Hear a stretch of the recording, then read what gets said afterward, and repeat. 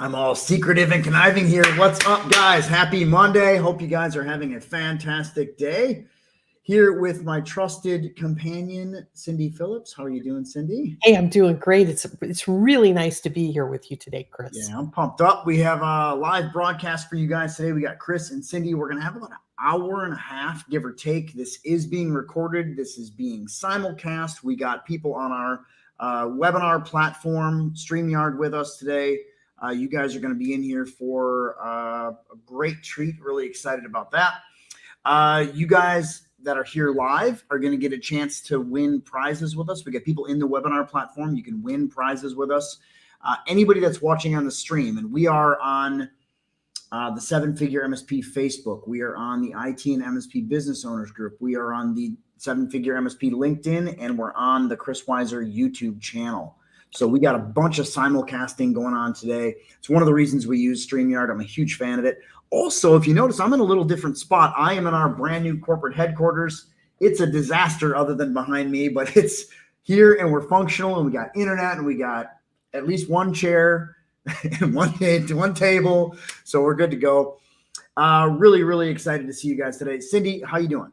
Hey, I'm doing great. And I'm a little bit jealous of what you've got behind you there in the I picture. can't even turn them on because they're so loud. It's like, man, I'm coming over to play. Those are my style video games, man. I think this is actually I just had it on. Oh, there we go. So you'll watch the old school NFL Blitz turn on. I'm a kind of an arcade dork, so we're gonna turn that stuff on. That thing's gonna start making some noise, so I'm gonna have to turn it off in a minute because it's like, if you ever see that old school NFL Blitz.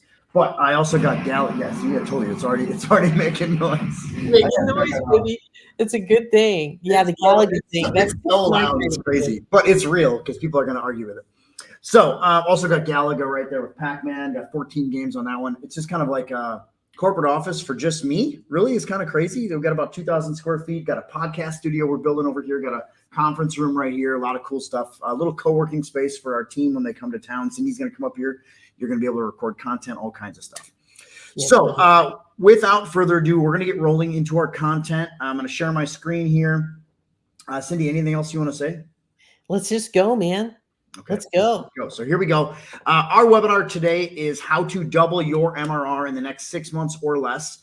We are taking chat comments from people that are live with us on the webinar. If you're on the internet, you can also chat, but it's kind of harder for us to interact with you because it doesn't always broadcast. Feel free to comment, interact. Cindy's going to pull out her supercomputer today. Cindy, you want to show your supercomputer really quick? There it is. There it is right there. What is that? Is that a TI? Right, is that a Texas Instruments? What is that thing? Yeah, that's a TI, man. It's TI. Yeah, girl. That's a TI 3. I think that's what that is. I had a TI 85 as my last one. But so get your keyboards ready. Also, we're going to walk through a couple things here and we'll go from there. So, all right. So here we go, guys. Top to bottom. From the top. Our webinar today is how to double your monthly recurring revenue in the next 6 months or less. This is entirely possible to do. We have members in our Elite Inner Circle coaching program that are actively doing this right now all the time. Got a couple things for you guys today. First of all, my promise to you, Cindy and Chris are going to show you exactly how to use what we term the CSRA, the Cybersecurity Risk Assessment, to add thousands of dollars to your recurring revenue, maybe even to your monthly seat prices. All kind of varies around the world, but this works everywhere, even if you're a brand new MSP starting out. Cindy, I don't know if you saw our Inner Circle clients group this weekend. We had a bunch of clients getting picked up, active hacks getting remediated by our members, all this stuff happening. And it was so cool to watch them in there working on this, working real time, taking $10,000 retainers, showing that this cybersecurity thing is real. It's awesome. Like, it's not like any of us think it's not real, but to watch them being reached out to as incident response partners and all these different things that are going on. So it's really cool. So Cindy and I are going to show you every step of the way how to add hundreds of dollars per seat to your MSP offering. Again, even if you are a brand new MSP, if you're a legacy MSP, I don't care how small you are or how big you are, all of this stuff we're talking about here actively works. We're going to show you the exact sales process that 500 plus MSPs in our coaching program use to offer CSRAs to current and potential clients. Cindy, we did an incident response little workshop during our onboarding, our weekly onboarding this morning. Had guys in there talking about how to offer this to their existing clients. And it's just like all of a sudden, like you start to get kind of through the cobwebs of MSP, like what was MSP for years. And all of a sudden they look into the camera, and I saw Rich and Tom, a couple of brothers that were in the call this morning, look at the camera, and they were like, I saw the in their heads. I saw the light bulb go off, because they're realizing they can learn how to take all of the stuff we're doing here. Note, they have, I think, 200 some clients. They got a big business. They got a huge big business, huge opportunity. And they're in a place where they're not making just 7-figure years, but 7-figure months, quarters, deals, all this stuff. Okay. So this is real stuff, and I want you guys to pay specific attention. Cindy, also, if you got something in the chat, don't hesitate to call it out for me, because I'm kind of, I will. I got my eyeballs. I'm on my preview screen right here. Yeah. So just so you know that. A couple things for you guys here as well. If you stay until the end, I'm going to have a couple prizes for you. One winner is going to get a $250 Amazon gift card. My guy, Jose, our head sales guy, from our closer, Jose Hormula, is going to come in here with us, and he is going to give away a $250 Amazon gift card. And then a second person that participates on the live webcast with us is going to get a $100 gift card. But number one, you have to stay. And then everyone that's here gets a chance to win their own $50 gift card as well. And it doesn't have to be Amazon, guys. It could be PayPal, it could be however you want to take the money. It's just Amazon's kind of the easiest for us to transact, but I don't care. If you can't get that, I'll figure something else for you. A couple quick things. Number one, please pay attention. That means no tickets, no distractions, no client calls, all this different stuff. If you are serious about changing your life, then please pay attention. Just give us like 60 to 90 minutes. I promise you, we'll be over. It's probably going to be, I guess, close to 2 hours, probably from here to all the way done. But I promise you, this is worth your time, and it's worth your energy to put into this. And I also have a special bonus for you guys. We're going to be giving away our ultimate CSRA guide. That's, in fact, we're going to be revamping this again for Q1, but this just got redone in Q4. It's our whole guide on how to execute a comprehensive cybersecurity risk assessment. So everybody here can get that. We'll give you the link for download as you go. If you don't know me, my name is Chris Weiser. Just like you, I owned an MSP for 10 plus years. I was in the Milwaukee, Wisconsin market. That's up in the upper Midwest in the United States. I built my MSP from a 0-person. It was just me when I started out in 2004 to about 300K of monthly recurring revenue. Sold that business back in 2015. And when I sold that business, I decided, what is the MSP market kind of missing? And my wife and I picked up and moved to Austin, Texas. I live in Austin right now. In fact, it's 70 degrees here. It's a beautiful day here in Austin. In fact, shorts and t-shirt to do to the webinar today. But I decided, what is the MSP market missing? And it was sales execution, how to sell the right way at the right price. And that is what we've built with our coaching program. And that coaching program is called 7-Figure MSP.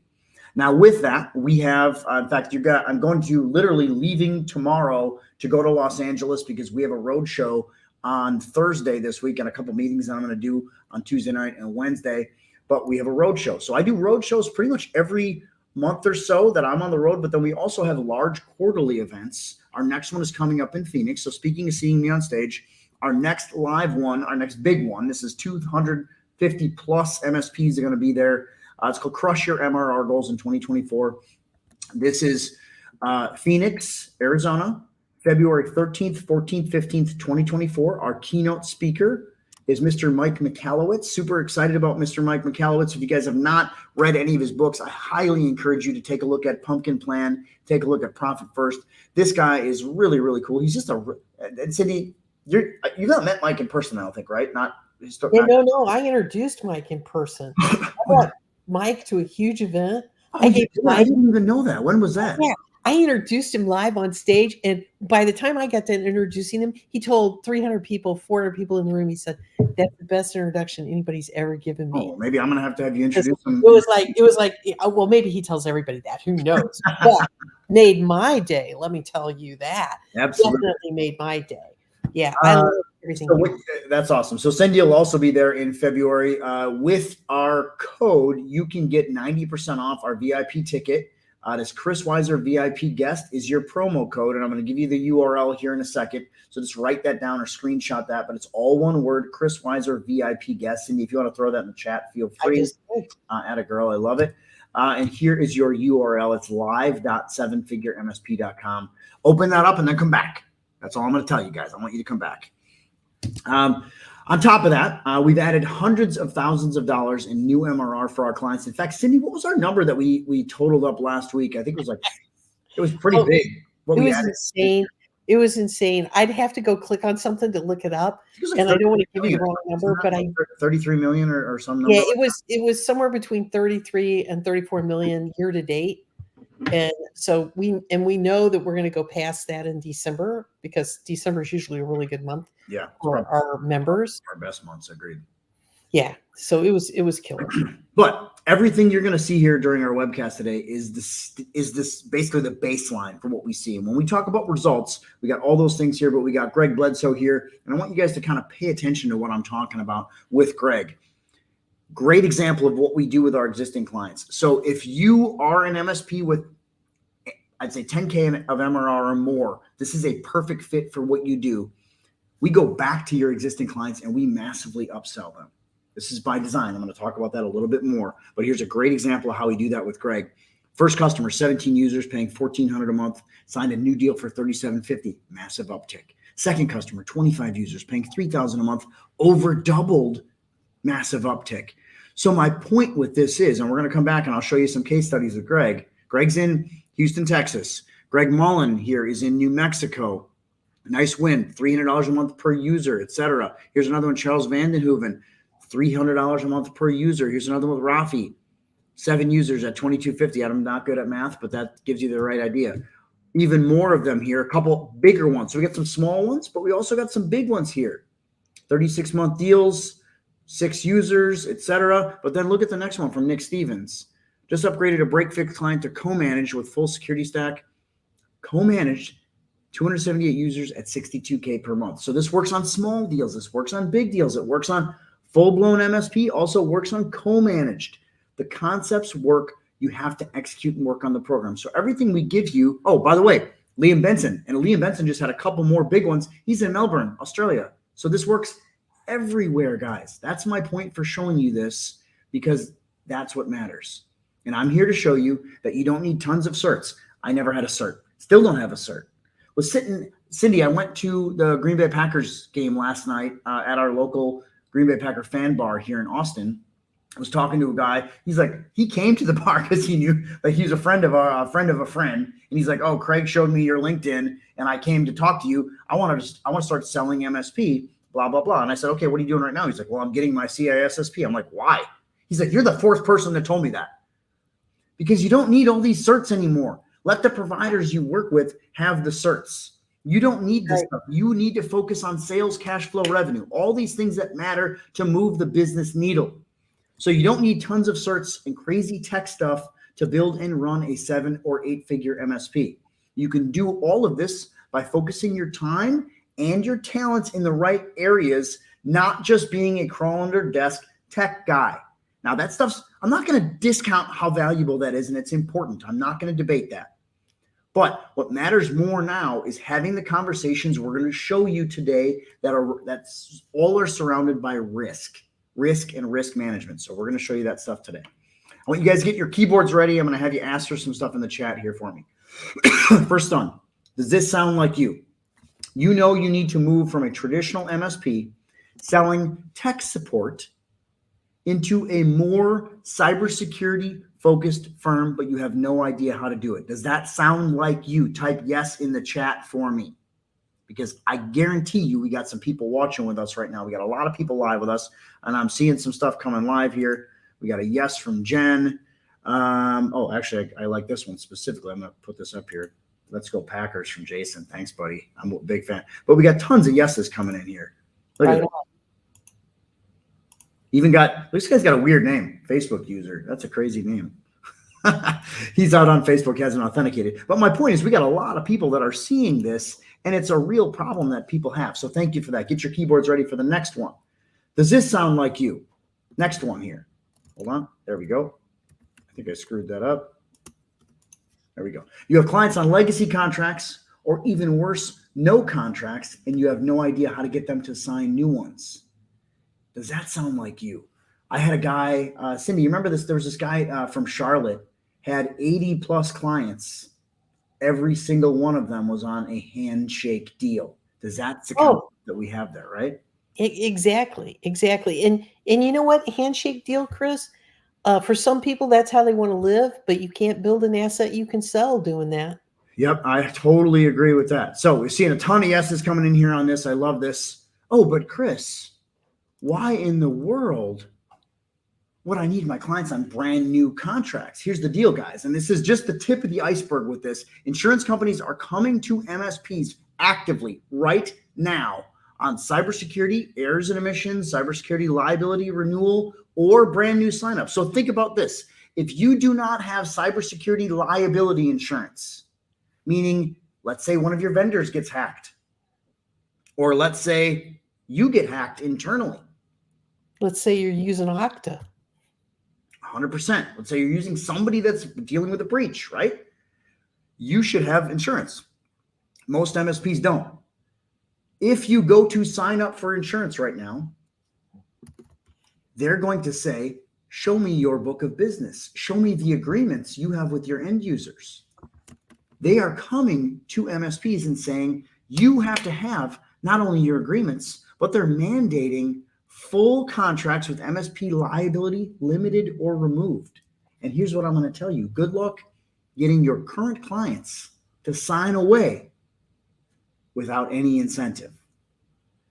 Just imagine walking in the door and saying, I know I've been your IT guy for 6 years, but here's a brand new agreement you need to sign. What's the rush? Why all of a sudden? Well, I need to make sure that I'm protected if I get hacked, that you're not going to come after me. How well is that going to go over? You got to have a reason for them to do it. Cindy and I are going to show you all the answers today. Over the next 60 to 90 minutes here, we're going to show you the keys to solving these issues. We're going to show you, more importantly, why they work. This stuff works, folks, but you have to listen and you have to execute. We're going to show you how to pivot your MSP to deal with financial downturns. And we're going to show you how to double or triple or more your existing client MRR. When we talk about 6 months to double your MRR, this is a real thing that can happen, but you got to really work at it. It's not magic fairy dust that we just sprinkle on your business. It doesn't work that way. And if you have doubts, that's perfectly okay. Cindy's going to go through multiple live exercises, and we're going to do a full Q&A when we're done. We also have tons of case studies, a bunch of other stuff for you guys to see. And just remember this, as with any coaching, any expertise that you have out here, Cindy and I could be the best in the world at teaching this. And if you don't hold yourself accountable, that right there is probably the most important thing, holding yourself accountable and executing. And if not, use this information as a launch pad. And if you struggle with structure and accountability, hire a coach. That's what we're here for. That's what 7-Figure MSP does. We teach MSPs how to double their MRR in 6 to 12 months. That's our goal. My mindsets for success around this whole thing: build solid process, master the strategy of that process. So don't just dump this on a salesperson. Don't just dump this on a prospector. You learn it, own it, run it, master that strategy. Then you execute like crazy until you can scale. So we're going to give you some systems and some processes today, but we're going to expect you to actually go sit down with a client. You need to talk about cybersecurity, run the CSRA on them, present to them. You do this. Don't just dump it on someone. Then, as you scale, as you execute, then you can start to delegate. So run the system. You think about Rich and Tom again. I was talking to those guys this morning. They run a large MSP. Those guys have been on 3 straight onboarding Monday calls with me. Great guys, really excited because we met them on IT Nation. They're big MSP, and they're in the trenches with us, learning this and evolving this so they can teach their sales team. We're going to train the trainer. Then you recycle and repeat. Okay. So really quick, I'm going to introduce my co-host and I'm going to get into my guts of this, and then we'll come back over to Cindy. But this is the amazing Cindy Phillips. She's our head sales trainer here at 7-Figure MSP. Cindy, how about a little additional intro? Hey, everybody. So I've been working with MSPs for, oh my God, Chris, more than 10 years now. Prior to that, I built a $3 million consulting business for somebody else. And I also ran a $45 million product portfolio with 10,000 customers. So I've been in the technology space, I've been in the MSP space, and there is nothing I love more than watching you make more money. So that's what we get into. How to make more money. What do you got to do to have the right client, the right scope, and the right price? Okay, coming off of mute there. Sorry, I had a coughing fit on me here. So, all right, I'm going to get into my stuff here, and we're going to get a little bit deeper, and we'll go from there. So, first of all, I want you guys to understand this. I want you to like reset with me here. The entire MSP industry is totally at a crossroads. Best time ever to be in this industry. I'll tell you that. Cindy, we've been talking about this for a couple months, honestly, a couple years now, that it's the best time ever to be in this industry. And we're still like just starting to come up the mountain because it's the best time ever to sell and make money. So even deeper, what does this mean? And I want you guys to really think about this and really be honest with yourselves around your own business. Well, the MSP of today is nothing like the MSP of the past. And when I say the MSP of the past, I mean that, and note, you could still be actively selling this way. And this is the big challenge. If you are running into price objections, you are actively selling this way. IT is a commodity versus IT as an essential. And when I talk about IT as a commodity, think about the relationship your clients have had with technology going all the way back to their first computer they bought, the first computer, first server, first anything that they bought. They treated IT support as something they just paid for, either by the project, maybe by the month, whether it's MSP or even, as the break fix model or all these other things. But they basically saw you as the person that comes out when something breaks or when I need something installed. That's for the most part what they saw you as. And what's happening is it's migrating over. The whole industry is slowly starting to migrate over. Now we can control that speed, but it's migrating over to IT as an essential. So when we say IT is an essential, I'm just going to back up one screen here. When we say IT is an essential, it means it's actually something the business owner says, yep, I got to have that. Because if you think about the IT as a commodity, and if you're running into price objections, if you're running into issues with people thinking that, oh, I might be able to cut this, or I want to talk about our contract and potentially reducing my price footprint with you, they are not seeing you as an essential part of their business. They're seeing you as a replaceable expense. And people cut expenses. They cut costs, not something that is an absolute essential. So what happened? What's changing this whole marketplace? And I want you guys, we all kind of know this, but we don't understand necessarily how it all came across to relating to clients and sales. Well, number one, cyber attacks are driving change. And we're seeing, like we're talking in the green room here a little bit in the open. We saw probably 7 or 8 existing clients of our MSP clients that are in our coaching program come into our Facebook group this morning, our Inner Circle clients group, either Saturday, Sunday, or this morning, saying, hey, I have a client that's actively under attack, or I have a prospect that's calling me because their GoDaddy got attacked and people switched their name out and now they're losing. They tried to transfer all this money away. All these things are happening all the time right now. And what's happening is not only are the clients starting to get hit, the end user business is starting to get hit, but they are falling back on cyber insurance. They're falling back on E&O insurance. They're falling back on their actual insurance. Because now success in your business as an MSP is so much more than being just a good tech. And I'm never, ever going to sit here and discount a great tech. But you better be managing more than that. Cindy, I was in the IT and MSP business owners group chat this weekend, and there were guys on there talking about how they're using words like prevention and anti this and anti that. And I said, well, how are you guys managing all this stuff? Because you're just the guys and they're all struggling with it because they're all being price shopped. Oh yeah. I put that into the chat, Chris. You might want to just see if you can pull it up. But I'm asking the question of our listeners today. Are you running into price objections? Because I think that's just a really super great thing to get an answer to. Let's see how many of our listeners right now are running into price objections. Yeah, we got one right here from Mel that said always, constantly.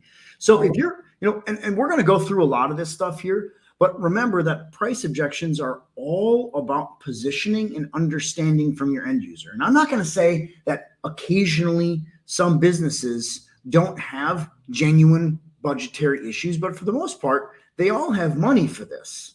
It's just a matter of they don't have money for you because how you position it and how you place it in their business.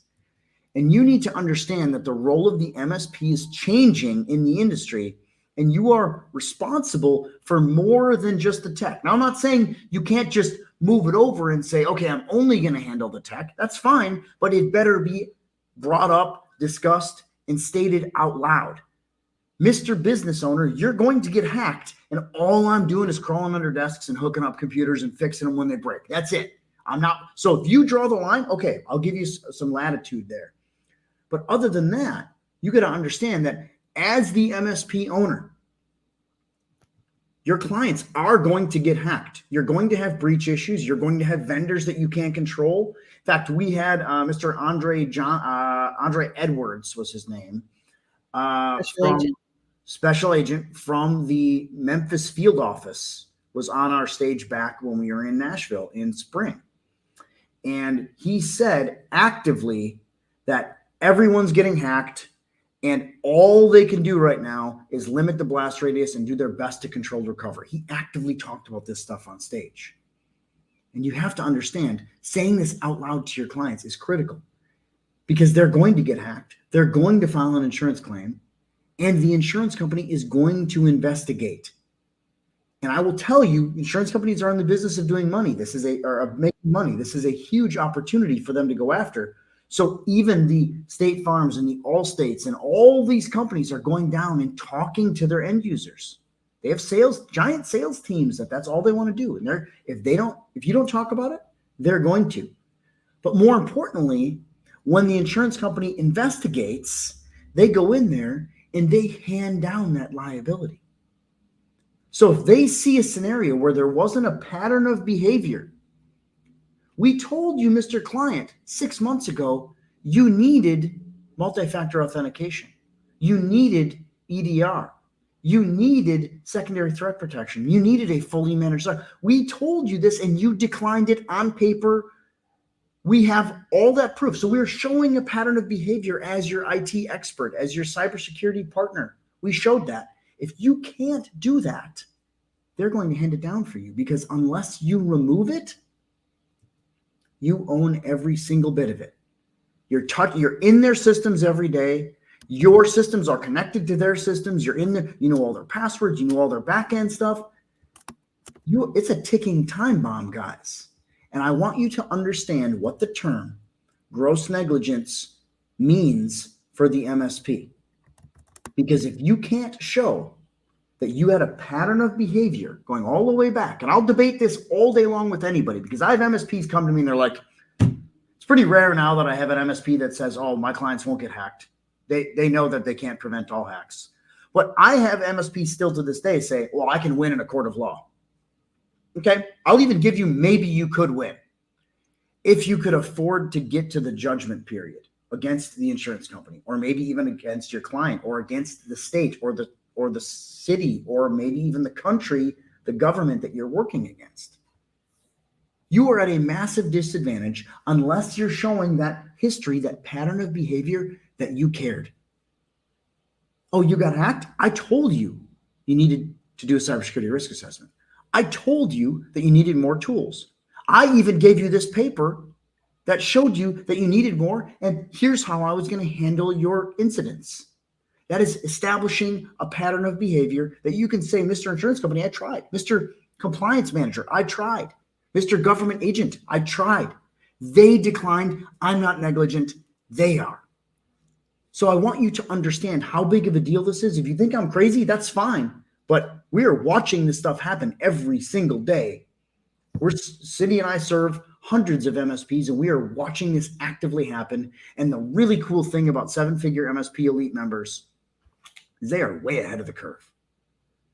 And they're ready for this stuff, and they're having that pattern of behavior that they can show.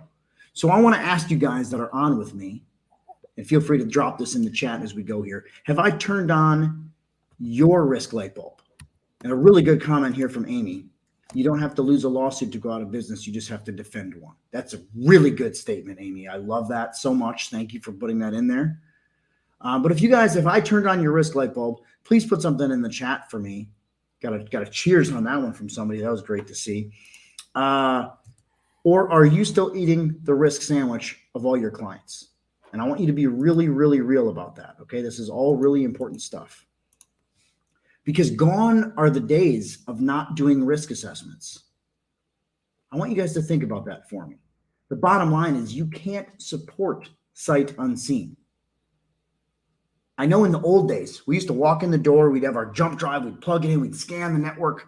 Awesome. It'd give us a bunch of data. We'd go home and print out a book of reports, and this is what we'd plop on the client's desk. Okay, awesome. How are you managing anything related to risk when that's all you're looking for? Or maybe even we still have organizations that are walking out in the field. In fact, Cindy, I got a dentist across the street from me, like across the hall from me. There's a common area and there's across the hall from me. They've now figured out that I know cybersecurity. So they come over here and asking me questions, and I'm like, "Who's your IT guy?" And they're like, "Oh, we don't have one. We don't need that." I'm like, and we're starting to have conversations. And the dentist herself came over here and was asking me a bunch of questions on Friday. And I said, "What do you have for cybersecurity insurance?" She's like, "Oh, I don't need that." And we started talking about all this stuff. And I'm like, "When's the last time?" She's like, "Well, my brother manages my IT." I'm like, "Well, you better find a real company, because if you get hacked, what are you going to do?" They actually had somebody, this is where this plays into this. They actually had somebody come and walk through their business. They counted up 13 machines and they just gave them a price on the fly. Oh, yeah. Because here's the deal, guys. You can't manage your own risk when you take a client without doing a cybersecurity risk assessment. You also can't paint the big picture of the why. So when you're running into commoditized scenarios, people giving you price objections, telling you you're too expensive, I don't care how much you're charging. You can be charging $20. And if all they see it is somebody fixing their computers, why would they do that? There's no reason the why doesn't exist. But more importantly for you, how are you going to refute a charge of gross negligence? I want you to think about that. And then I want you to think about what your huge differentiator could be. And I'm going to tell you right now, one of the things that I'm going to show you here, and then Cindy's going to walk through this a little bit more. The paid keyword here, not giving this away free as a network scan or a network assessment, literally having a conversation with them, educating them as to why they need a cybersecurity risk assessment, why they need to manage this, and why they need to pay for it. I'm going to ask you guys two quick questions. Cindy, I want to get your take on this one. Why does a cybersecurity risk assessment need to be paid? What's your thoughts on that? Free is not cheap enough. When you give something away for free, first of all, there's no value in it to the client. If you've ever had people ghost you on meetings, not show up, not execute their responsibilities, you can pretty much tie it back to whether or not they value what you're doing. And if they don't pay for it, they don't value it. It's really that simple. Yep, absolutely. Now, second, and I think this is really key, and Cindy kind of talked about this a little bit here, but why does the CSRA, the paid CSRA, change the relationship? So they're seeing the value, but more importantly, they're owning part of the process. And this is really key. Once they realize that if they don't actually put cybersecurity in, and they are going to be responsible when they get breached, they're also potentially going to be responsible if they have any compliance scenarios, any type of medical or maybe even PII or PCI scenarios, any of those things, they're going to potentially be responsible for it. And as we move down this track, we are now seeing where legal ramifications and potentially criminal charges are coming into this. At the very least, denied insurance claims. At the very least, denied insurance claims. And think about when you can actually show the client, I have the path, I've shown you this pattern of behavior, I did the CSRA, I did all the different things, and I moved all the responsibility on you, and you were the one that declined any type of coverage or any type of help. Because now it's not about what you can prevent. It's about showing that you cared enough to try. That's probably one of the better things I've said in a while, actually. It is, because it's so true. I mean, when you hear something like that, that you cared enough to try, it really goes back to that whole concept around the shared bond of competence, that we've got two competent business operators working together, right? And the insurance company is going to come in and try to figure out who the weak player is and move the liability to the weak player. That's why it's so important for both CEOs to be in on wanting to have competent business partners. Absolutely. So when you think about the paid CSRA versus the free minimal assessment or the walk-through no assessment, it's critical that you have multiple steps, that you're showing this actually, and Cindy's going to go through this a little bit more in depth as we go here, but you're showing this as an actual professional services engagement, not just a couple of tools. Typically, the MSPs, this is all they would do. They would do your network scan. They would plug in a jump drive or maybe even do a remote scan, send down a file or a couple different scenarios without a whole lot of cybersecurity there. But we're including multiple tools. Now, obviously, going back here, there's multiple things here. And Cindy's going to go through this more in depth as we go here. But there's 9 steps that go along with this. Only one of those being these tools that we run. So we're looking at the network scan, the data scan, the dark web scan, the SAT scan, and the user behavioral scan, which is, fake phishing plus actual long-term user behavioral studies. Looking at all of this stuff to actually show and lead the client to a place mentally, and this is what's key about this. When I talk about price objections, when I talk about positioning, we're leading your client, leading your prospect to a place where they're moving away from, oh, this is just Joe, my IT guy that fixes stuff when it breaks or installs new computers, to a place where they absolutely say, I have to have this because I'm going to get hacked. And if I don't have this, my claim will never get paid. That's what's so key here. And that need, them saying, I need this service, that need is what eliminates the price objection. So attaching the client to the paid cybersecurity risk assessment, running more scans, getting deeper, gathering up all this risk helps to create that need, and it helps to flip that emotional switch in the client at the time of decision. And that emotion separates objections from decisions, and it accelerates the decision-making process. Really, really key stuff, guys. And I want you to take that so to heart. What's cool about this, Cindy, is we have all this history now. We got 5 years plus of history and millions of dollars made using the 7-figure MSP method. Freeing emotions with rapport, trust, questions, and consequences. Right on. All key stuff. All right, I'm going to bring Cindy in here really quick. Let me just pump her stuff up in front of us. All right, okay. Cindy, take it away. All right, so what I want to do first is I want to focus on the why, because when we focus on the why, all the behavior follows. So why is now the time to start doing things a little bit differently? Well, cybersecurity is the wedge issue. It's the wedge issue that's out there right now. It's changing everyone's behavior.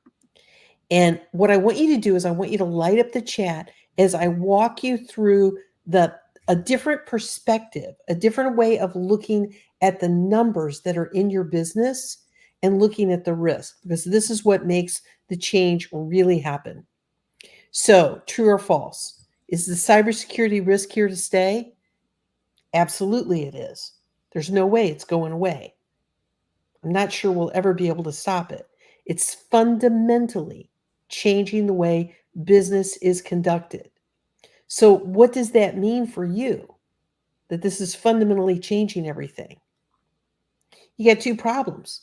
One, most MSPs are what I want to affectionately refer to as margin challenged. Are you making enough money to really take on all this risk? I mean, that's a great question. Are you really making enough money for what you're putting at risk here? Or do you want to manage your risk? You want to make more money, or do you want to manage your risk? Which one of those 2 items draws you more? And let's just find out in the chat. Are you interested in making more money, or managing your risk? Which one draws you more? Which of those two items draws you more? Tell me in the chat. Which one of those two draws you more? Is it to make more money or is it to manage the risk? Which of the two? If you had to flip a coin, which side's going to land up for you? What is it? Mel wants to manage risk, which is awesome. Okay. Who else? What else are we really focused on? You guys want to tell me? Because is it really one or the other? Because actually what's going on here is at some extent, it's a false choice. You must do both. You have to make more money to be able to have what the IRS affectionately refers to as a going concern. How far away from being under financial duress are you if one of your clients gets hacked? You've got to do both. You've got to both manage the risk, but you've also got to manage the financial health of your business. And to do that, you've got to make more money and you've got to manage the risk, and you have to do it with profit. So what I want to do in the next few minutes is help you understand whether or not you are charging appropriately for your services. Are you really making enough profit? Because Chris always says that cash flow solves all problems. And when you make more profit, what's going to happen is you are going to make investments in your business. But to do that, you have to understand your prospect and you have to understand them really well. So what I want you to do is I want you to think about your last prospect, okay? Let me just put this in the chat. Your last prospect. I want you to put that company in your mind's eye, okay? I want you to think about your last prospect. And now what I want to do is I want to ask you some questions about that last prospect. I want you to prove it to me how well you know them. So for your last prospect, how much money did they make in a month? Okay. So let's say you went out to see a dentist. How much revenue did the dentist make last month? You went out to see an architecture firm. How much money did the architecture firm make in the last month? I want you to put your answer into the chat. You went out to a manufacturing company. They're $48 million in annual sales. So last month they made $4 million. How much money did your prospect make last month? So go ahead and put that in the chat because I'm not moving forward till somebody pops some numbers in the chat, because this is the meat of the exercise. This is where your brain is going to transform and you're going to see cybersecurity differently and you're going to see your fee structure differently should you be willing to play along with me on this. So how much money did your last prospect or maybe even your last client make? Brad, thank you for putting in the number 300K. Anthony, thank you for being honest and saying no idea, but you're guessing about 150K. The no idea thing, and I'm not asking for profit, I'm asking for annual sales. How much money did they make? How much annual sales did they do? I might not have been clear on that first up. Or monthly. I think you said monthly sales, but yes. Yeah, monthly sales. Yeah. So Jen's got somebody running 50K. That's great. We got several no ideas. Thank you, Elsie. So here's the thing, 80K gross, right? We got to know that number, right? We got to know that number. And there's a reason why we've got to know that number, because now I want you to answer a different question. How much cyber risk, how much dollar risk do they have in cyber risk? Right? Cyber risk. Do you know how much cyber risk they've got? And what your head should be doing right now is should be circling around this idea that you might not have any idea how much cyber risk they have. Who's with me on saying, I have no idea? Steve just said, I'm not sure. That's where things should start clicking, right? Because cyber risk is not necessarily tied to annual sales or revenue, right? It can be bigger. It can be smaller, but it's usually big enough that it's a problem, okay? So now what I want you to do is I want you to take your fee, okay? I want you to take your fee and I want you to take your fee and say, my fee is, and then fill in the blank, this percent of your prospects' monthly revenue. So let's go back. Let's go back and let's look at some of the answers that are in the chat here, just a little bit higher. So Mark has got a client that's doing 30K a month. Okay, Mark, what's your fee for that client? I'm getting my calculator ready. Let's see what the fee is for that client that's doing 30K. All right. What's the fee for that? I want to know what percentage of their monthly thing your fee is, because this is where things really start to get interesting. Okay. Andy, can I say something really quick? Yeah, go ahead. I just want to make sure you guys understand where this is all going. Because understand, a day one insurance sales rep, they're walking in the door, asking any one of your clients how much revenue they make, and they're telling them. They're walking in the door and asking what their building is worth. They're telling them. They're asking them how much money they got in the bank. They're telling them. Because the insurance company's job is to manage. It's to cover the risk. It's to cover that risk. Understand how big of a deal it is that you're not asking these questions. You're relegating yourselves to just tech people. Okay, now I'm gone to Happy Land, Chris. I have totally gone to Happy Land because of Anthony. Anthony did the math. Okay, I want you to look at that. Do you know what the normal IT budget is for companies? It's 3 to 6% of annual sales.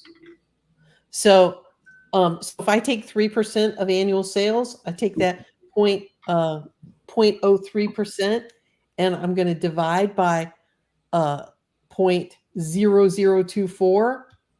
Oh my God, you're 12.5%. You're 12 times underpriced, Anthony. 12x. You're 12x underpriced. And please also understand, we are not here to roast you. This is to open your eyes. No, this is like, there's no roasting involved here. What this is like, oh my God, I haven't been pricing or scoping my work with relationship to the asset where I'm covering the risk, where I'm looking at the size of the company that I'm working for, and I'm getting the appropriate amount of revenue for the services that I'm providing. I've had myself artificially limited for whatever reason. However you got there, let's just put it in the rear view and let's get you upgraded to what I call an enterprise class pricing structure. Okay. Yeah. So where it should be is 3 to 6% of annual sales.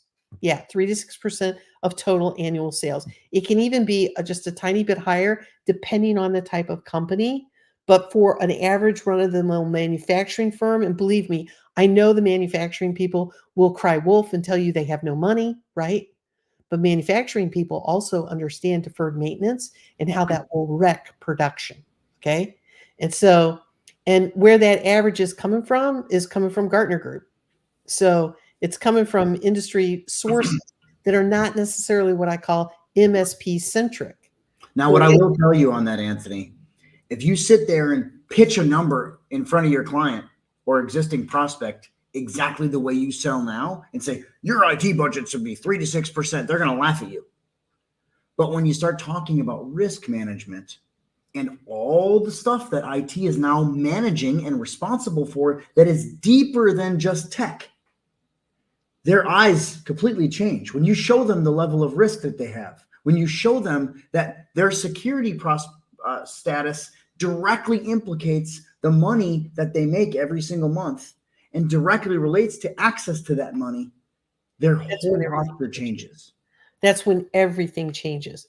Now, the other thing I want to be very clear about is that when you want to look for statistics, there's a couple of places you can look for stats. You can look inside what I call inside the MSP space.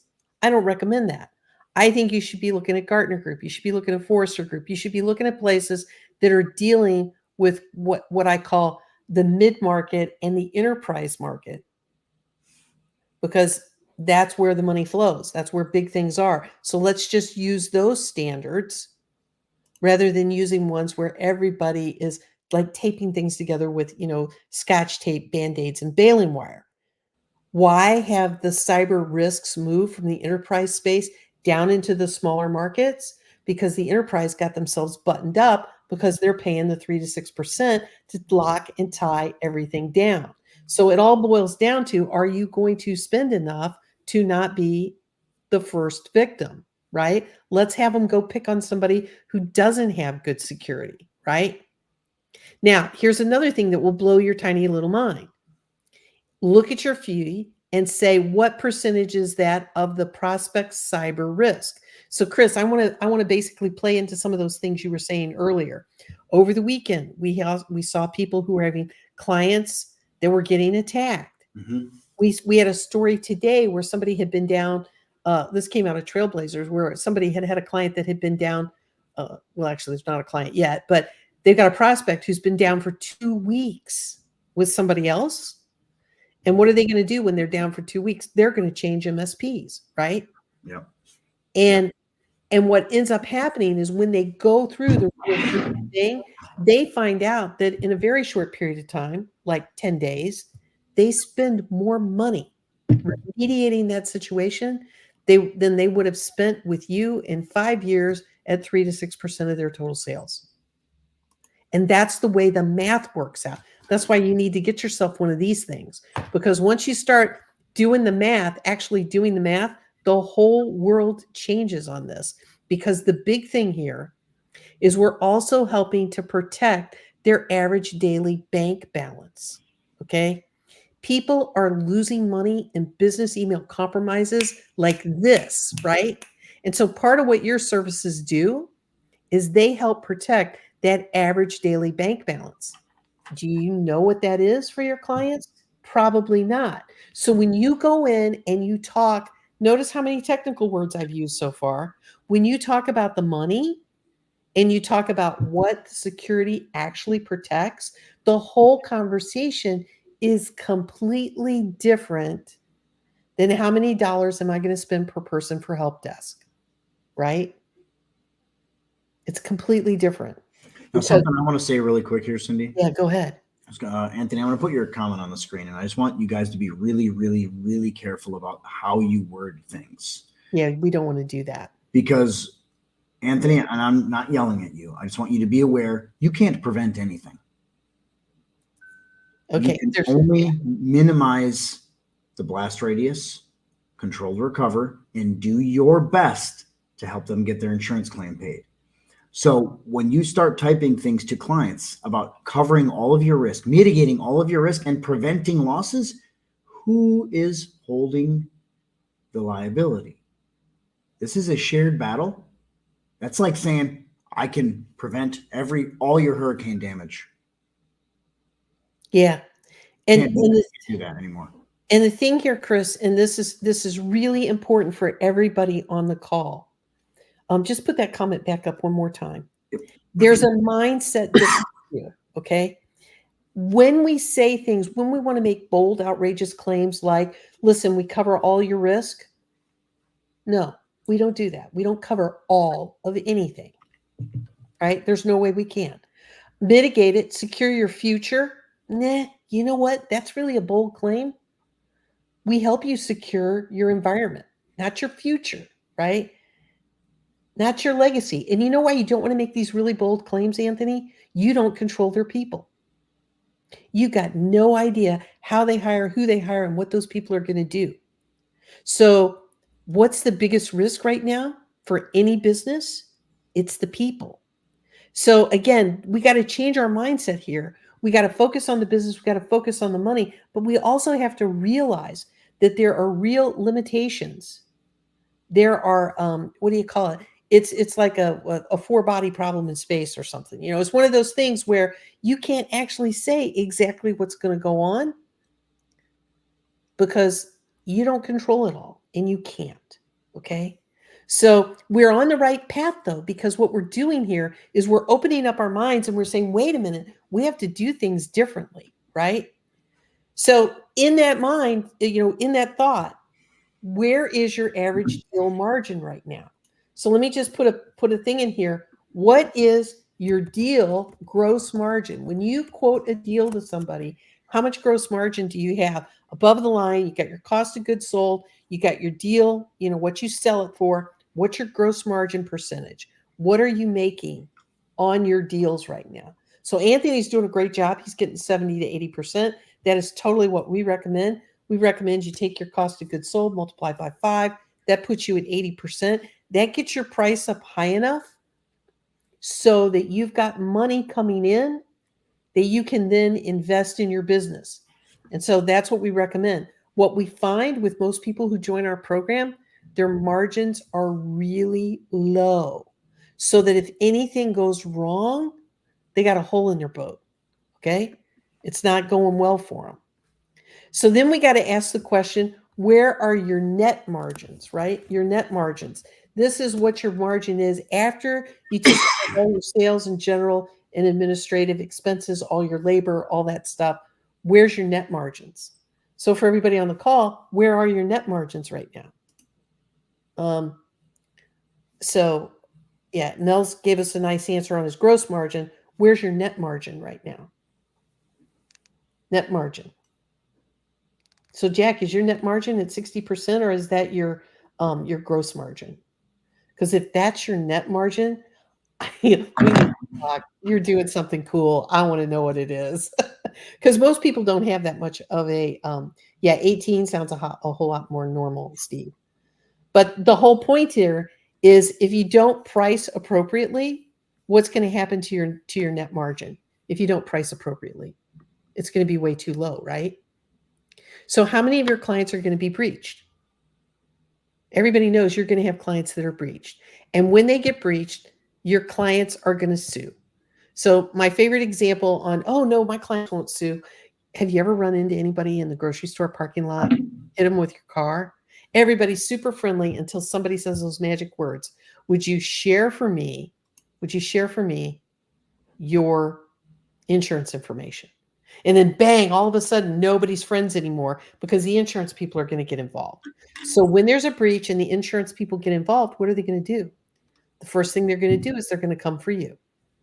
And that's why I'm asking, is your risk light bulb turned on? So do I have your risk light bulb turned on? I think Chris said he did have your risk light bulb turned on. So now we're going to say, let's finally go. Using the mindset that Chris talked about earlier, let's get going and remember that we're no longer in the IT support business. So I want to know, what should your services cost? Okay, put the number into the chat.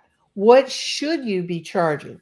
What should you charge for your services, right? What should you charge for your services? Should you charge more? How much more? What would make you comfortable? What's going to make this work? Okay, because when you turn on the risk owner's light bulb, and you have your own light bulb on, it's a completely different conversation. Would you agree that it's a completely different conversation? So let's do a quickie exercise. I want you to take your total monthly managed service revenue, and I want you to divide it by your total number of seats. Okay, so we're taking your MRR and we're dividing it by your number of endpoints in your RMM. Okay, so go ahead and just do that math for me and pop that stuff into the chat real quick. And this can be like, you guys don't have to have this to a T, but look at how much money you make every month. You should know that. How many endpoints do you support? Yeah, and you ought to have a pretty decent idea of what's in your RMM. Okay. So what's that number? So let's say you make. I'm just going to pull out my supercomputer, Cindy. It's called an iPhone. Oh my God! I know you don't have one of those. So let's say you make $40,000 in MRR, and you got an MRR, and you got 250 endpoints. Okay. Then you're $160 an endpoint. That's the number we're looking at here. Yeah. So what's your total monthly contract revenue divided by the total number of seats? So I hope you're opening up your RMM right now and looking up your seats. Hey, Jay, yeah, here we go. There's an example. JJ saved me with an example. Jason helped me out, man. He's got $89. That's perfect. That's a good job, Jason. That's super good. Yeah. Thank you for doing that math. And the reason that math is so important is because that's where you are right now when you're looking at things more like IT as a commodity. Because I'm willing to suspect that until your risk light bulb is really on, you're in that. Christopher, that $48 endpoint, thank you for putting that in. Trey, 123, that is fantastic. Yeah, so we got some numbers flowing now, okay? Yep. So this is great. Got some numbers flowing. So we put them in the chat. Now what I want you to do is I want you to take half of your seats that are in your RMM, and I want you to add $100 per seat. So I'm going to go to Christopher. You got $48 endpoint. Let's just pretend that Christopher's got 200 endpoints. Christopher, if you want to say how many you have, feel free, because we're going to do that. Christopher, if you know how many endpoints you got, I'd be totally happy to work this with your numbers. So, this is called a live webinar, folks. That's why we do this live. I like doing this. We do this all the time. Like when we do our real calls, we take your real numbers. We work through your real problems. So anyway, take half of your endpoints, whatever it is, take total number of endpoints, divide by 2, and then multiply by 100. Okay. So he just gave a number. He's at 125 endpoints. Okay. So Christopher, I'm getting my supercomputer out because this is what I do every Tuesday. I'm going to take that 125. I'm going to divide by 2. I'm going to round down. That's 62 endpoints. I'm going to multiply by 100. So $6,200 in MRR is what you should at a minimum be able to do in our program and upgrade people. Now, and that's in the first 3 to 6 months. Exactly. So you should be doing in the first 3. And I think that's Cindy's next slide here. That's exactly what you should be able to do. And you're in the max at 180 days if you run our program properly. Now I want to tell you why this is such a conservative estimate and why people make their sales upgrade goal. Number 1, more than 50% of your book will upgrade. Number 2, particularly for Christopher at $48 a seat, your people are going to upgrade more like $200 per seat. But I don't assume that when we set your sales upgrade goal, because I want you to make your sales goal, right? Because the very first time you set a big sales goal and you make it, life changes forever. Okay. And that's when you really start to realize that you can own this. You can do revenue first mindset, right? And you can start thinking about that stuff. Now, the beautiful thing is everybody who's put their number into the chat, no one today has put a number in that frightens me. You have all put in numbers where I know you can go get at least $100 more per seat on 50% of your book. So I just want to know how many of you are going to go do it, right? Are you going to go do it? Go get that extra money because it's laying in your book. It's in your book of business. And every month it's sitting there waiting for you to go catch it, waiting for you to go get it. And it's just waiting on you. Here's something I want to address really quick, Cindy. Sure. Anthony, I want to tell you this. If it's complex to you, it's really complex to your client. And one of the things that I say a lot in our program to our clients, to Cindy, to everybody, is the confused mind says no. So I kept my stuff super simple. I continue to keep my stuff super simple. I'm not that smart of a guy, so I got to keep it really layman's terms for me. 300 a seat. A seat is a user and their stuff or a server. Boom, done. 300 a seat. You're going to make money. You're at least going to have a baseline 36-month agreement, 300 a seat. I'd be willing to bet that your numbers come out better with that model. That's my comments on that. There you go. Okay, so now let's go back and let's look at how we're going to do this. We want to do this today because you're eating the risk sandwich. So since you're eating the risk sandwich, what do we got to do different? We got to pivot the sales conversation and get out of this IT commodity stuff. We got to run the play and follow the process. So whenever you hear Chris and I talk about run the play, I'm going to show you exactly what that means. Number 1, we're going to go back to all of your existing clients. Go back to all your existing clients. Go back to any and all new prospects, anybody in your nurture sequence, and you are going to offer them a cybersecurity risk assessment. You cannot serve a new client. You cannot even adequately serve your existing clients if you don't know how much cyber risk they've got. So here's exactly how we do it. I want you to screenshot this. You'll get the recording, sit it on this screen for a while and look it over. Because the first thing we do, we have a first-time appointment. What do we do there? We build trust. We also screen people out that aren't right for us. Second thing we do, we have a discovery call. Discovery calls 30 to 45 minutes. We ask questions. We understand what their problems are and why they need to make a change. We discover their pain, right? And at the end of that call, we say, well, typically at this point in our process, we'd recommend a cybersecurity risk assessment for you so that we can understand exactly what's going on in your business. So we can craft a solution that fits you, right? We're going to diagnose before we put together a treatment plan. We're going to dig deep in this cybersecurity risk assessment. It's going to have more steps in there than you think are necessary right now. And my job in the next 5 to 10 minutes is to help you understand why the steps to the CSRA must be followed, because those steps are what drives the value in the mind's eye of the prospect or the client and drives up their desire while driving up your price. We have the cybersecurity risk assessment. We develop observations, findings, and recommendations for them. And when that is complete, we go to them and we have a risk management conversation. And we ask them, how do you want to manage this? What do you want to do?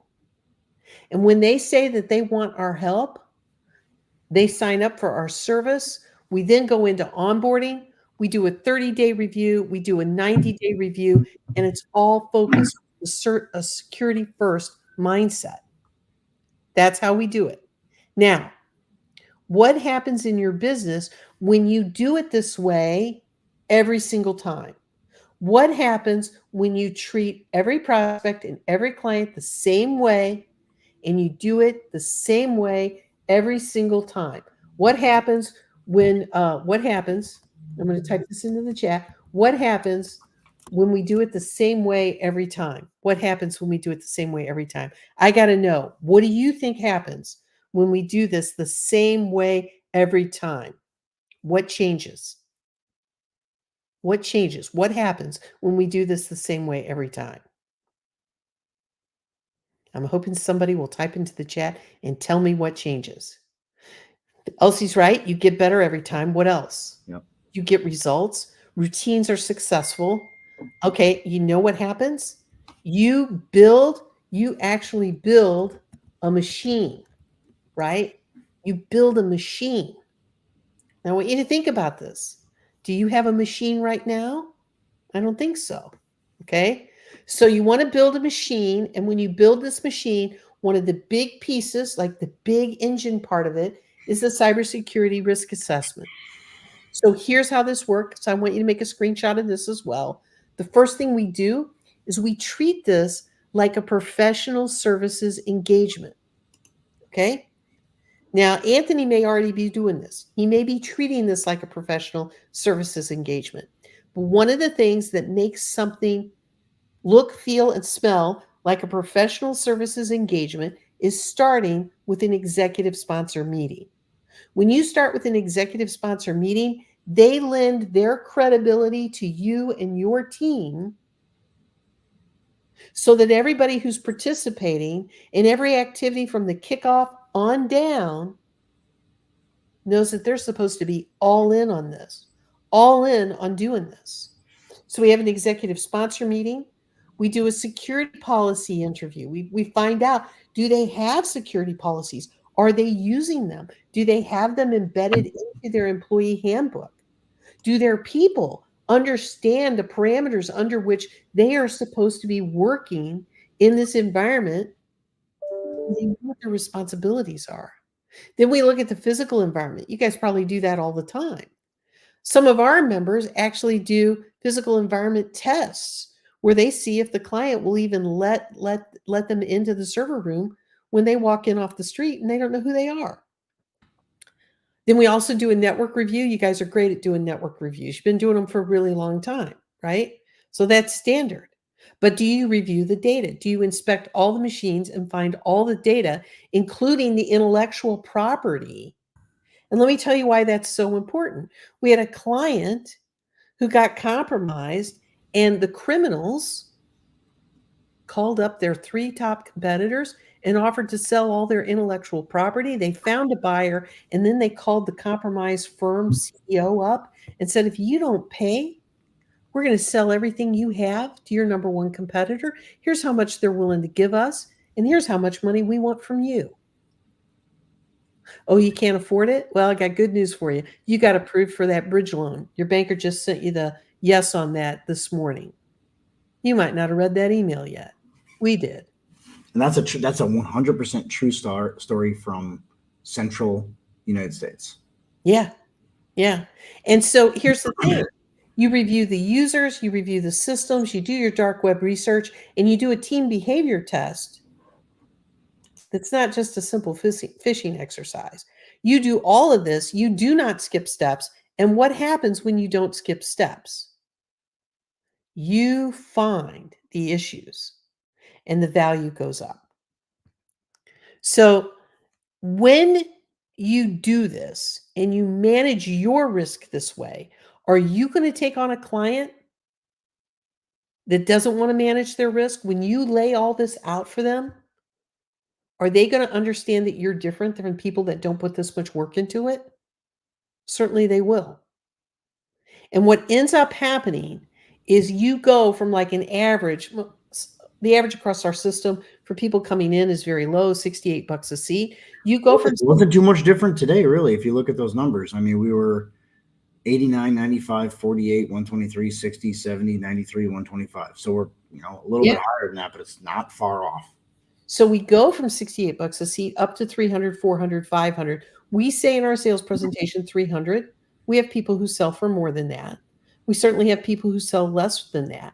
But the whole point is you want the right clients, the right scope, the right price, and you want to have a thoughtful conversation about what makes up the cost, why it has to be this way. And the wedge issue is what? It's cybersecurity. The wedge issue is simpler than that, and it's more visceral when you say the wedge issue is keeping criminals from stealing your money, because that's what it's all about. There are criminals out there that are trying to steal your money, and you can do this on every client, every time. So what this is this is an exercise in discipline. When you do this on every client, every time, you are going to change your business for the better. This is a brief introduction into how. And one of the things I always like to say to people is that when you do what you've always done, you're going to get what you always got. What we've laid out here is how to do things differently. You're going to get different results. And really, the only question here is, are you ready to make a change? Every client, every time. That's the how. So, Chris, with that, I think I'll give it back to you. Yeah, and I do want to show this really quick. Amy just asked, what is the executive sponsor meeting? And I'm going to let Cindy explain this because Anthony's spot on with, he said, getting the buy-in from leadership. But Cindy's got a very specific way she does this. Cindy, talk about that really quick. Yeah. So what we do in an executive sponsor meeting, what we do is prior to the meeting, we go to the executive sponsor and we actually walk them through the process we use, that we develop to do a cybersecurity risk assessment. And we show them all the steps and we say, okay, now we're going to need to interview your people, because we don't just run scans. We actually interview people and ask them thoughtful questions about how things work in this business. So in order to get answers back from people, they need to know that that their answers are confidential. They won't be reported or attributed by name to management. They need to know that this information is going into a report. They need to know that management's taking it very seriously, right? And so what we need the executive sponsor to do is we need them to stand up in front of all the people and say, thank you for taking time to be here for this kickoff meeting for this project on cybersecurity risk assessment. This is a major priority for the company because, as you know, small firms like ours are getting attacked every day. And when it happens, sometimes it's devastating for the small business. So we've hired these experts to come in and help us understand how our business operates with respect to security first. They're going to be interviewing key members of the team, and we'd appreciate it if you would be open and honest with them. They'll be taking notes, but this is a confidential engagement, so none of your answers will be attributed to you personally. And we're going to get back a set of observations, findings, and recommendations from these consultants, and they'll help us make a decision about how we need to manage the business and the risk going forward. So there's an example of what you get an executive to say. And we give guidance to our members so that we've got an email that goes to the executive so they know, hey, we got to show up to this meeting to talk about this stuff. And then, hey, here's some guidance on what you do when you talk to your team, all that kind of stuff. Got that all ironed out, right? But that's what we do in executive sponsor meeting. Chris? Yeah, such a good. See, that's why I don't talk, guys. I just let Cindy do all the talking. It works. So I think we have Cindy. Keep track and see if we got any other questions coming up for Q&A. We're going to do Q&A in a couple minutes, guys, just so you know here. So get ready if you have any questions for me or for Cindy. But I want to ask you really quick: is your business prepared? And I want you to really think about this. So I'm going to pivot really quick to kind of talking about you and talking to you guys, not about your prospects or your clients anymore. But I want to make sure you are thinking about this. A lot of MSPs are coming to us, especially, and we added this slide because I'm going to say 80% of MSPs that are on this call do not have any type of cybersecurity insurance themselves. They also do not have cybersecurity liability insurance, which is your supply chain or your leverageable scenarios that you have. So please be mindful of that. Our cybersecurity insurance partner is a company called Inskyber. They recommend you have a $2 million policy for your business if you're even $500K of revenue or more per year. So please keep that in mind. It's not a cheap policy, but you can make it cheaper by doing the things that we're talking about today, specifically having agreements in place, having a cybersecurity stack, having a risk acceptance statement, and an incident response plan as part of your agreement. Those are all things you can do. But please talk to Inskyber if you want. They're managed and run by Art Gross from Breach Secure Now and Willow Risk Management. So they're good people. Also, make sure that you have a strong agreement. Going on Reddit and combining 7 different agreements from 7 different MSPs is not going to cut it. You need to be able to state in your agreement exactly what's happening, all the specific details. More importantly, what's going to happen when there's an actual incident. This stuff should be talked about openly between you and the leadership team at your prospects or your clients, not hidden behind firewalls. Not real firewalls, but you know what I mean. Really important stuff. Also, make sure that you control and scale. One of the things that we recommend that you do is have inside of your agreement an SLO or an SLA, a service level objective or a service level agreement to control what you do. You should be the ones that are dictating the path of support with all of your clients. It shouldn't be them. And if you think about how it's always been in MSP land, I want you to jump and you say how high. You are the expert. You should be controlling the path. You should be controlling how it's delivered. You should be controlling all of those things.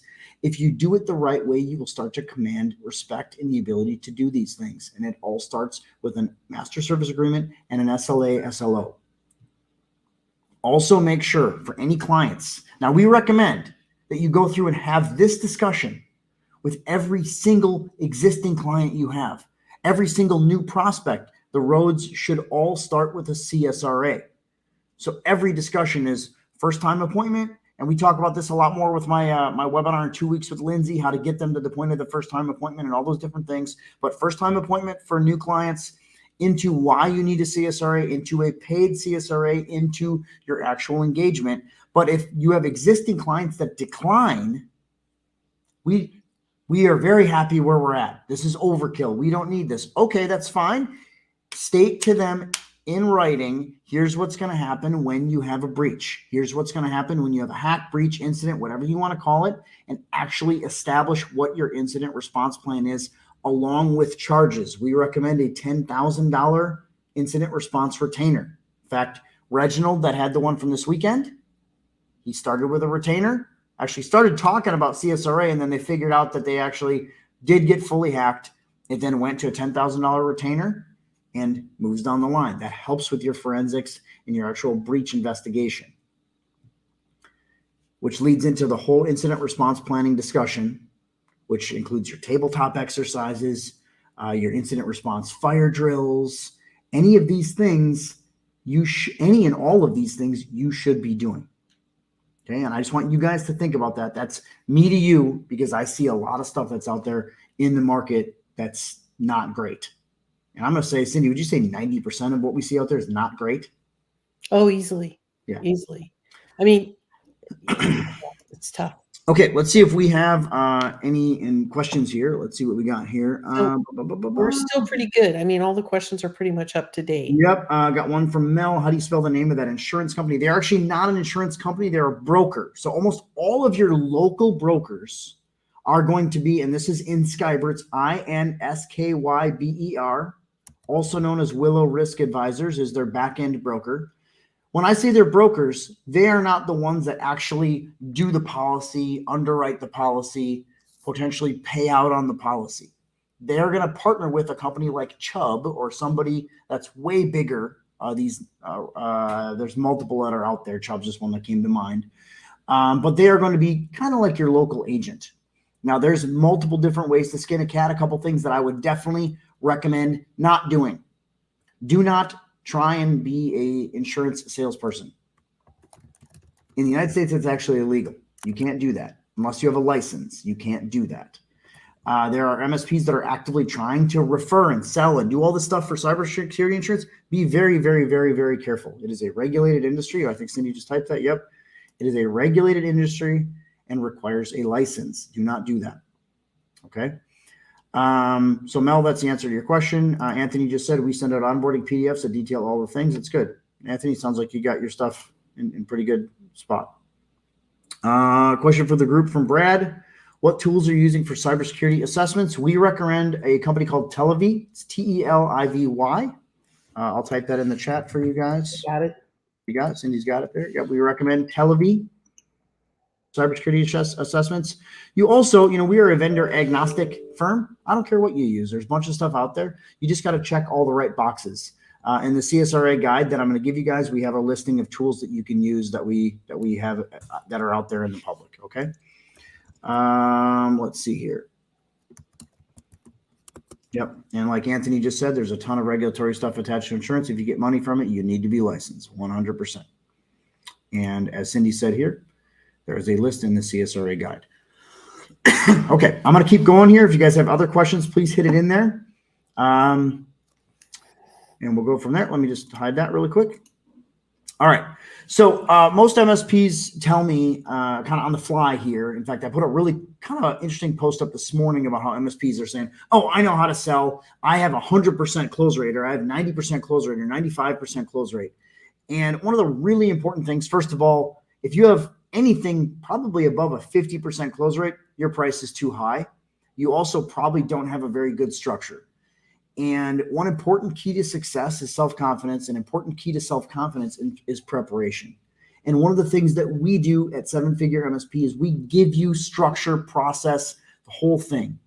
And that structure and the process that we give you creates that self-confidence, that knowing that you can walk into a room charging. And it's a big difference to say, I have 100% close rate. Okay, what's your number?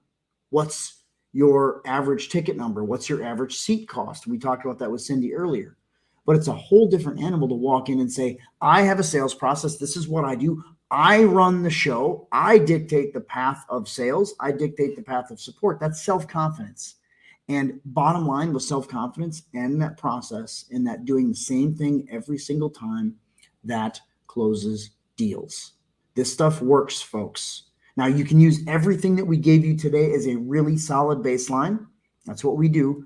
Or you can also use our seven-figure MSP system. And our elite members are doubling their MRR in 12 months or less. I'm going to give you a couple of great example case studies here. We got Brett Gallant. Brett is in Miramichi, New Brunswick, Canada. Like, that's as far northeast in North America that you can get with people pretty much. He's a great example of somebody that started, he had 600 endpoints when he started in our program. And I'm actually just going to pull out my supercomputer, Cindy, and I'm going to show you guys Brett had 600 endpoints at $22,000 of MRR. This is my $22,000 I'm putting in there, divided by 600. So when Brett came in, he was at $36.67 Canadian. Brett currently sits just over 100K. Actually, I believe he's about 105K right now. More importantly, with 450 endpoints. So let's now, do math on that. Let's have some fun. Yep. 105,000 divided by 400. So he's at $262.50. And it took him, now granted, what I'll tell you, if you look, he started our elite program June of 2021. Took him 2 years to 5x. He reduced his endpoint count, massively increased his revenue per seat. That's the stuff that matters, guys. Another good example of this, in a city in the United States that we were told you can't sell above $100 per seat. Mark started our program October 2021 at 98K MRR and is at currently, in fact, I believe I just talked to him a couple of weeks ago, he's over 200K in MRR in Tucson, Arizona. Danny Taylor, for you guys that are saying, oh, he started at 100K, that's easy. Here's another good example. Danny Taylor, also in Canada, 0 MRR, was a break-fix computer store, currently $34,000 in recurring, all 3 and 4 year deals, high ticket, really, really key. Greg Bledsoe, you saw my mention of him earlier. Greg started at 45K, currently just under 200K of MRR in Houston, Texas, so still massively growing. Dan DeFay just sold his MSP, as a matter of fact, to another one of our members. Super proud of Dan for doing that. Started just over 2 years ago in July of 2021, was at 155K of MRR and just partnered with another guy that's a member of our elite program. So let me tell you what the right community and the right program does for your MSP business. Our program is called the 7-Figure MSP Inner Circle Elite Program. This is a complete sales and marketing coaching program to take your MSP to 7-figure years, 7-figure quarters, 7-figure months, 7-figure deals. This stuff works top to bottom. I'm going to walk through what's in the program. We have full sales and marketing coaching. That includes our full double your MRR sales system. So everything you saw here, along with our complete sales onboarding process live. You get Chris and Ryan O'Hara, our VP of Member Services, live on Monday mornings. Then you get Cindy Phillips live every Tuesday, Wednesday, and Thursday. We redo the program every single week. This is how we scale and keep you guys involved and keep you actively working on it. You also get every single week 3 sales open office hours at staggered times. We work with all time zones around the world. This works in every country in the world. We have successful MSPs in every single English-speaking country. Now, can we translate the stuff to, we said somebody call and say, can you translate this to French? Okay, I mean, you can. I don't care. But we're English-based. But every time zone, in fact, you heard me mention Liam Benson earlier, killing it in Australia. We also got Rube Syed and Andrew Nair and a bunch of other guys.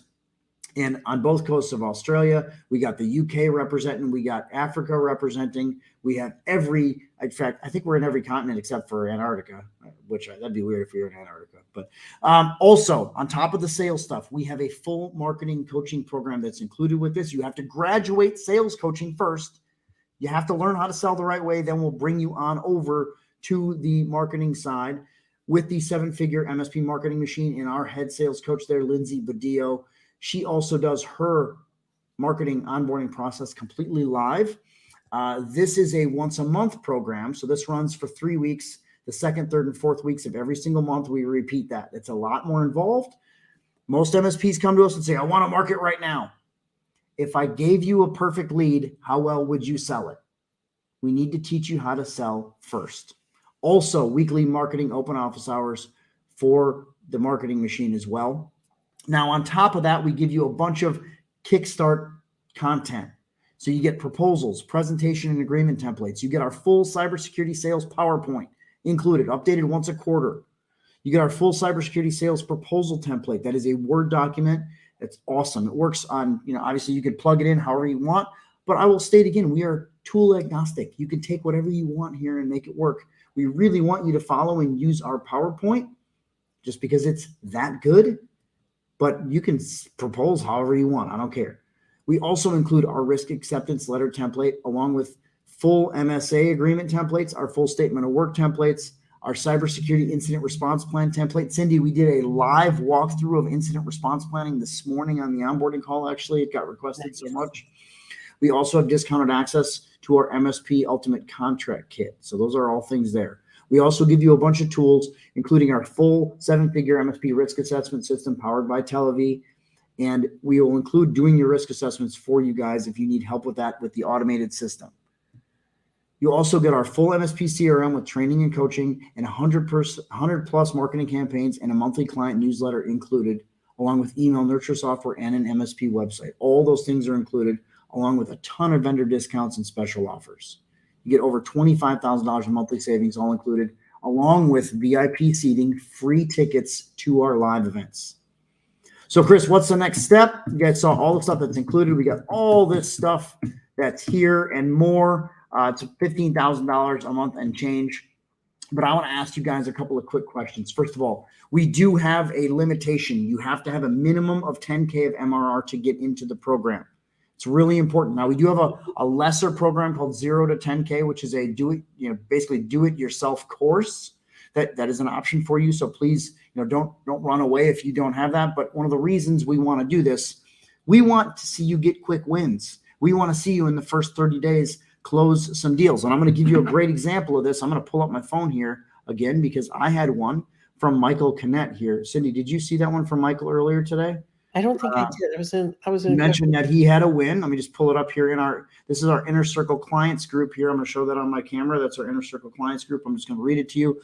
Another win to report. Renewed existing client to a new 36-month, $3,300 MRR contract for 7 users. So do your math. 3,300 divided by 7. $471 per user. He is in Las Vegas, Nevada, in the United States. The previous contract was 10 users for 2,600 MRR, an increase from $258 a seat to $471 per seat. I should note that $579 MRRs for some cloud-hosted servers. So he's adding some stuff on there, but the bottom line is using our entire system. That's what we're getting. So break fix or MSP fix it. I don't care how you are. If you're an MSP, break fix MSP, contract MSP, maybe a copier company with MSP pieces, a VoIP company with MSP pieces. This all works for you. To see optimal results, you should have at least, I think it's supposed to say 10,000. You should have at least $10,000 in monthly current recurring revenue. But most importantly, you should be willing to set aside time for the growth, scale, and leverage of your business. This is important.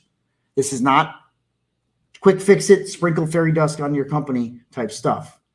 You have to be friendly and coachable. We do not bring in jerks, period. We got Howard. Howard's the only dick we got, right? He's the only one. You have to be serious about working on your business versus being in it all the time. Now, I understand MSP happens. MSP gets in the way. I get all that stuff. But the bottom line here is you have to be serious about committing time to work on your company. Really key. My special offer for you guys today, 12 months of our elite coaching program. This is a 12-month commit for only $1,750 per month. I have a couple guarantees that I'm going to walk you through in a second. But first, if you book your call from this webcast right now, I'm going to include a fast action bonus for you. If you sign live on your call, meaning if you book your call if you book your coaching call or your consult call, I'm going to bring Jose on a second here. In fact, Jose, I'm just going to bring you in here since we're doing this. This is Jose. What's up, buddy? What's up, guys? JJ. Oh, good, man. JJ. But if you book your call right now with JJ, and we do have a round robin system. We got a couple other sales guys, but JJ's our full-time guy. He's been here for a while. Also former MSP, recovering MSP, right, buddy? We're all recovering MSP people. But if you book your call here with us right now, and if you sign live on the call with JJ, I'll cut $500 off per month. Or sorry, $250 off per month. I don't know how I'm screwing up my people. $250. You $250 per month. Brain dead today. But your monthly cost will be $1,500 per month, and that'll be still a 12-month commit. JJ, anything you want to say on that? Man, the value for that is. I'm going to bring you up front here, so it's all by yourself. Oh yikes! Oh man, this looks kind of scary. This is a little intimidating. No, I mean, just the value in the program, and I break it down into a few pillars for you guys, so I can make this program very digestible. But With what Cindy and Chris went over today, that alone, just your existing client base, if you come into the program, will change your life. And then, then we have the long-term stuff, the marketing that we really get into. Very, very, very great system, but also a lot of hand-holding and a lot of folks that you can lean on in the program. So don't think you're going to be doing this on your own. Yeah, I love that. So one more reminder, and then Jose is going to be our guy that's going to pick our winners today too. Here's all our included elite stuff that we have, all of our different stuff that we have here, about $15,000 a month in value. You could book your call right here. Cindy, if you could do me a favor and throw that link in the chat. Anybody that's watching on the recording, screenshot this. It's sevenfigureMSP.link/VIP invite. If you're listening to this or can't see this, that's how you do it.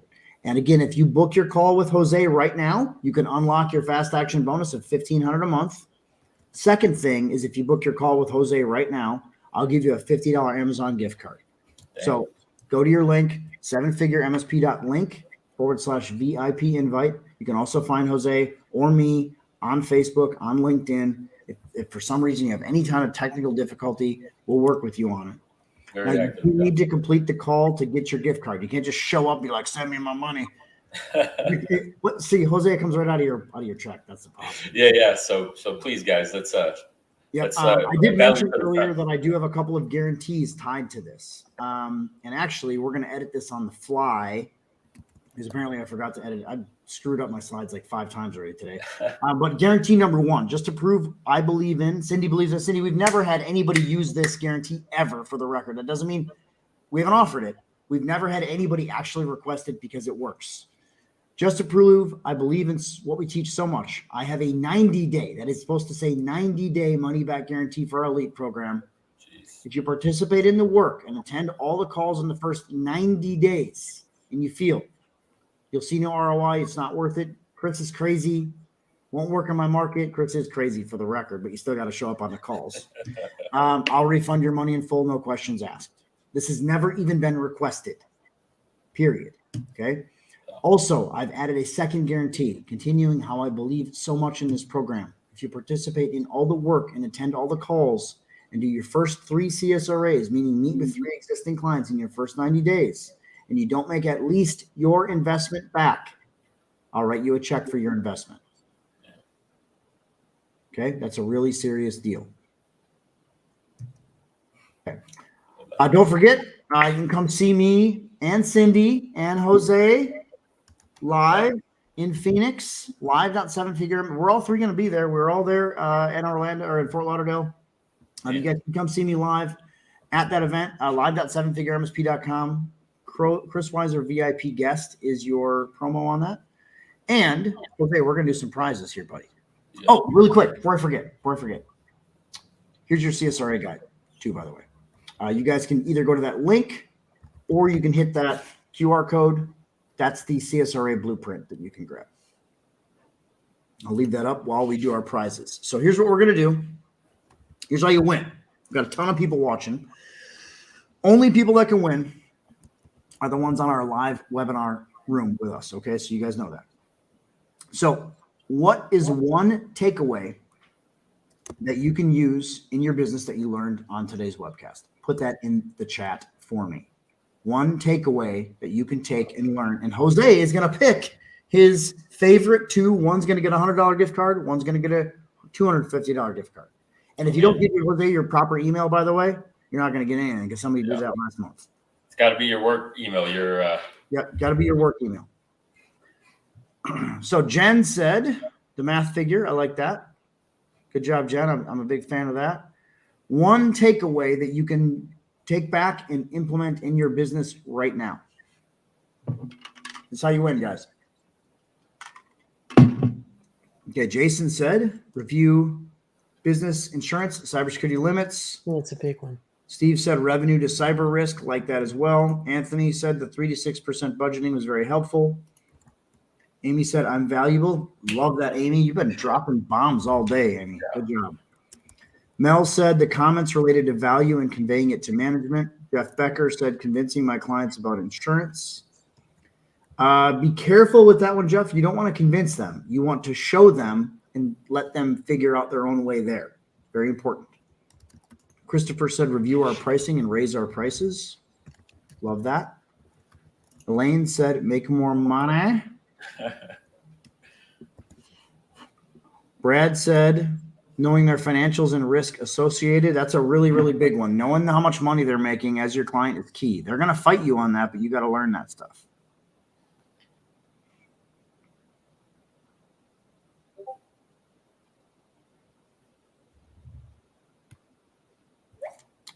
All right. We are going to go. In fact, Jose. Yeah. Let's make our call, buddy. So $100 gift card. Who you got? Amy De Piero. I just like the unvaluable, and I liked her earlier comment earlier in the webinar about cybersecurity. You know, if man, but it was something you had put it up on there where she was talking about. Yeah, you know what I'm getting at. Yep. So Amy De Piero, you have won a $100 gift card. Please put in the chat your corporate email. This is your company email. This chat is local to this event only. It's the webinar chat. So please put that in there and we'll get that to you. Next one, Jose, $250 gift card winner. Who's your number one prize winner? I love the last one from Brad. Knowing your financials and the risk associated, that's going to go a long way with you feeling confident in asking what your value is because you know they have the money to pay you guys. Absolutely. So Brad Catania, Jose, grab Amy's email. You can get there. Brad Catania has won our $250 gift card. Brad, do me a favor. Please put your corporate email address in the chat. Jose will be responsible for paying you out of his own pocket, which I'm a huge fan of. You didn't know that? Man, that was news to me. That's how it works. Jose, look at this new arcade games at the office. Oh man, the old school info blitz. It's awesome. Brad, if you get put your email in there, Brad, that'd be great, man. Yeah, Brad Catania, please put your corporate email in the chat, and Jose will get you your $250 gift card. We now know Amy's real. Brad Catania, there you go. Thank you, sir. All right, guys. A couple quick things. I'm going to leave that up on the screen so you can snapshot that. That's our CSRA guide. I want to say thank you to Cindy Phillips. Cindy, you're amazing. So blessed and honored to work with you. We have so much fun every single week in this company. It's probably because you don't have to see me in person very often, which is, lucky on your side. But I wish I got to see you more. JJ, good to see you, buddy. See you guys soon. I want you guys to take all the stuff that we're talking about really to heart. If you need help, please talk to us. We are real. We are a good company. We have massive amounts of reviews and tons of success stories. I would love you to be our next success story. My name is Chris Weiser. We'll see you guys soon. Go execute. And like Cindy says, let's finally go. I love that, Cindy. We'll see you guys soon. My name's Chris Weiser. We'll see you guys later. Bye-bye. There you go.